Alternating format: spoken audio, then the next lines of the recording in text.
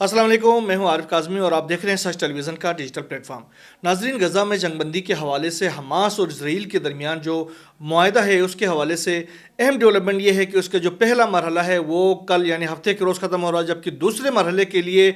مذاکرات کا آغاز ہونے جا رہا ہے۔ لیکن اس مذاکرات کے پروس اینڈ کونس کے حوالے سے ابھی کوئی خاص بات سامنے نہیں آئی ہے، لیکن اہم اس میں پیش رفت یہ ہے کہ حماس کی جانب سے بھی اور اسرائیل کی جانب سے جو مذاکرات کار ہیں وہ مصر پہنچ چکے ہیں، جہاں پر دونوں کے درمیان قاہرہ میں بات چیت کا آغاز کل سے ہونے والا ہے، اور اس بات چیت میں خاص طور پر اگلے مرحلے کے لیے جو پرزنرز ڈیل ہوگی اس حوالے سے بات چیت کیا جائے گا، اور اس میں جنگ بندی کو جاری رکھنا ہے یا جنگ بندی کے خاتمے کے حوالے سے بھی بڑے اہم قسم کی بات چیت ہو سکتی ہے۔ اس میں بڑے ٹف شرائط کے ساتھ بات چیت ہونے کے امکانات ظاہر کیے جا رہے ہیں، کیونکہ حماس کی جانب سے اس بنیاد پر اس مذاکرات میں شامل کیا جا رہا ہے کہ اسرائیل جو ہے وہ اب جو دوسرا مرحلہ ہے اس میں غزہ کے علاقے سے اپنا انخلا کرے گا۔ یہ بات پہلے ہی طے ہو گئی تھی کہ اسرائیل جو ہے وہ غزہ سے دوسرے مرحلے میں تمام اپنے جو فورسز ہے وہ نکال باہر کرے گا۔ تو یہ جو مرحلہ ہے وہ بڑا سخت قسم کا مرحلہ ہے، کیونکہ آپ کو معلوم ہے کہ غزہ کے اندر اب اسرائیل جو ہے وہ نہ صرف اپنا قبضہ جاری رکھنا چاہتا ہے بلکہ وہاں پر ٹرمپ کے ساتھ مل کر اس کے جو منصوبے ہیں اس کو بھی پائے تکمیل تک پہنچانا چاتا ہے، جس کے نتیجے میں یہ مذاکرات جو ہیں وہ بڑے ٹف ایک سناریو کے اندر آگے بڑھنے کے امکانات ظاہر کیے جا رہے ہیں۔ دوسری طرف اسرائیل کی جانب سے جو مغربی کنارے کے علاقے میں جو کشیدگی کا سلسلہ ہے وہ جاری ہے، جس کے نتیجے میں وہاں پر لوگوں کے اندر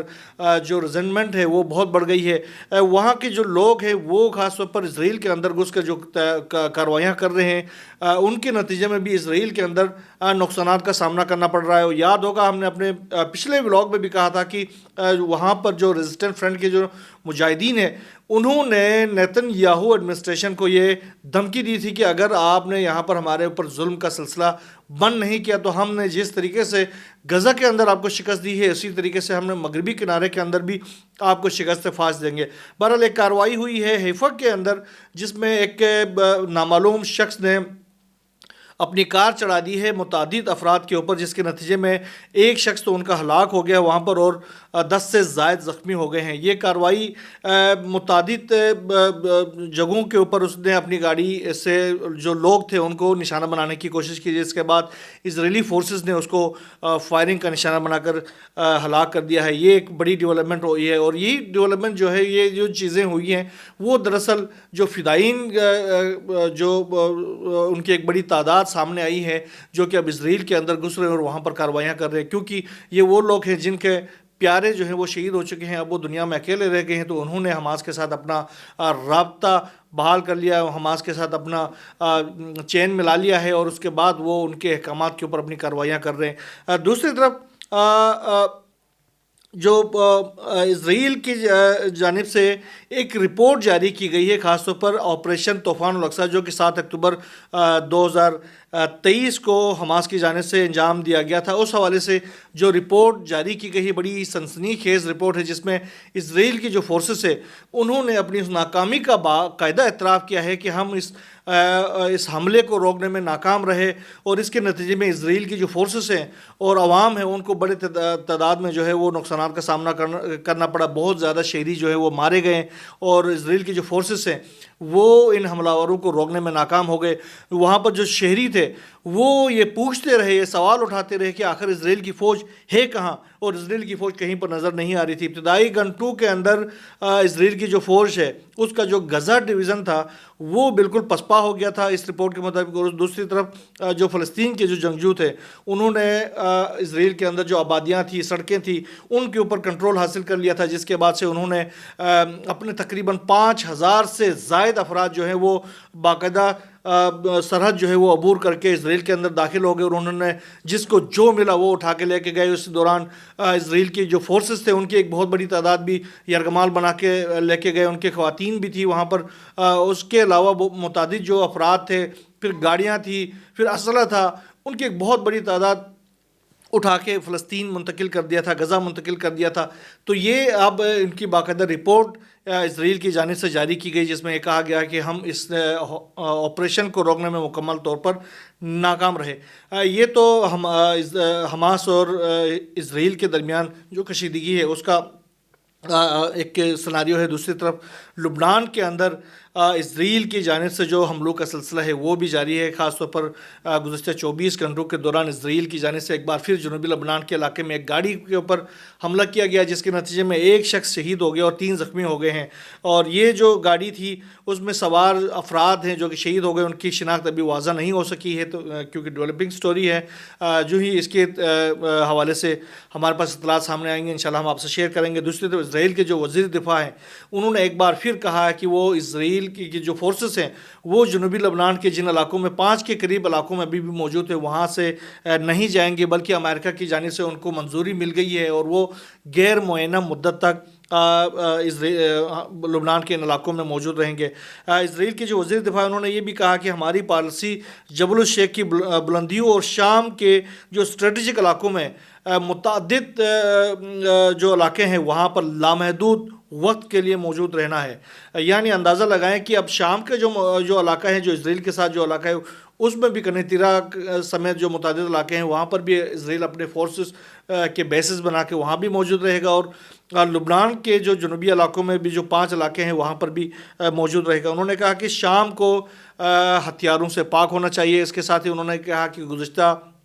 جو 2 دن پہلے جو حملہ کیا گیا تھا اسرائیل کی جانب سے شام کے مختلف علاقوں میں، اس میں اب شام کے اسرائیل کے وزیر دفاع نے یہ کہا کہ شام کی جو فورسز ہیں نئی گورنمنٹ کے، ان کو ہم نے کہا تھا کہ ان علاقوں میں، جنوبی علاقوں میں اپنی فورسز کو تعینات نہیں کرے، لیکن وہاں پر شام کی جو نئی گورنمنٹ ہے اس نے وہاں جو فوجی جو ہیڈ کوارٹرز تھے وہاں پر اپنی فورسز کو تعینات کرنے کی کوشش کی، جس کے نتیجے میں ہمیں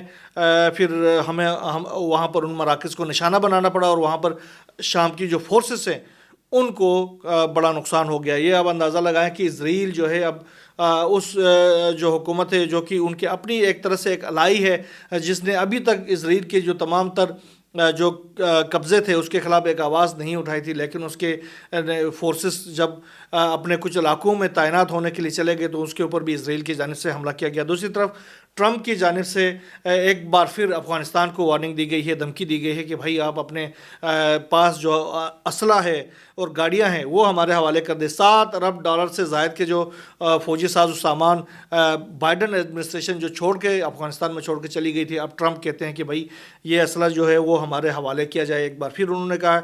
کہا کہ ہم نے 70,000 گاڑیاں چھوڑ دی ہیں اور چھوڑا گیا جو اسلحہ ہے وہ ہم امریکہ واپس لے کے آئیں گے. اور انہوں نے یہ بھی کہا کہ جو افغان طالبان ہیں وہ 7,77,000 جو رائفلیں ہیں اور 70,000 بختربند ٹرک اور گاڑیاں جو ہے وہ فروخت کرنا چاہ رہے ہیں، بیچ دینا چاہ رہے ہیں. تو یہ جو چیزیں ہیں وہ بیچ نہیں سکتے، وہ ہمارے حوالے کرنا ہوگا. دوسری طرف انہوں نے کہا کہ امریکہ کو بگرام ایئر بیس کا جو قبضہ ہے وہ نہیں چھوڑنا چاہیے تھا، اس کا کنٹرول اپنے ہاتھ میں رکھنا چاہیے تھا. اور اس کے ساتھ ہی یہ جو اسلحہ اور یہ جس طریقے سے امریکہ وہاں سے نکل کے گیا ہے اس کی تمام تر ذمہ داری انہوں نے جو بائیڈن ایڈمنسٹریشن کے اوپر ڈال دی ہے. اس کے ساتھ ساتھ یہ بھی کہا ہے کہ جن افراد نے یہ اس کے ذمہ دار ہیں، اس انخلاء کے ذمہ دار ہیں، وہ گاڑیوں کو وہاں چھوڑنے کے ذمہ دار ہیں، اسلحہ کو وہاں چھوڑنے کے ذمہ دار ہیں، ان کے خلاف سخت کارروائی کی جائے گی. یاد رکھیے 2021 سے 2025 کے دوران ہی تقریباً $18 ارب کا جو سامان ہے وہ امریکہ کی جانب سے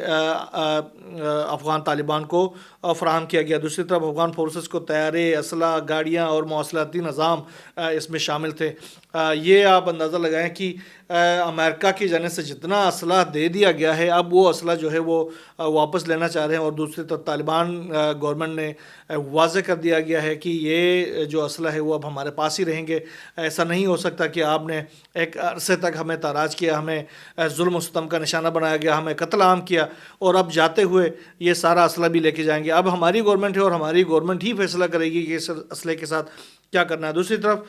روس اور یوکرین جنگ کے حوالے سے بڑی ڈیولپمنٹ یہ ہے کہ ولادیمیر زیلنسکی جو ہے وہ امریکہ پہنچ گئے ہیں. وہ خاص طور پر وہ ڈیل کرنے کے لیے وہاں پہنچے ہیں جو کہ امریکن گورنمنٹ نے اس کو مجبور کیا ہے کہ وہ جو $500 ارب ہم نے آپ کو دے دیا ہے اس کے نتیجے میں آپ اس کے بدلے میں ہمیں آپ